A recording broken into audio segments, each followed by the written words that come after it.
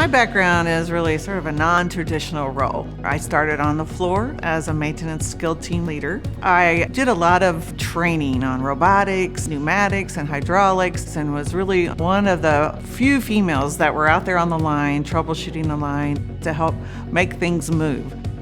What drives me is the team members. We love having a diverse team because then we don't think alike and we can come up with better solutions to the problems. Their expertise is amazing, and each day they're building these engines and transmissions to a high degree of accuracy.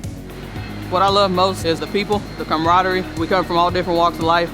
We all enjoy what we do, and we put a lot of passion and a lot of heart into everything that we do here.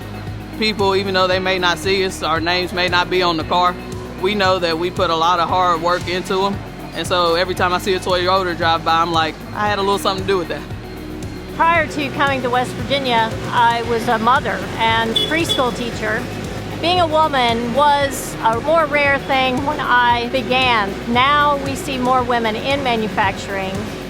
I love the challenge. I love the competition. I love the fact that we just continue to be innovative.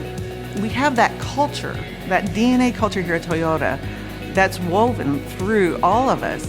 The team members are really engaged, they're very innovative, and there's no challenge that we can't overcome.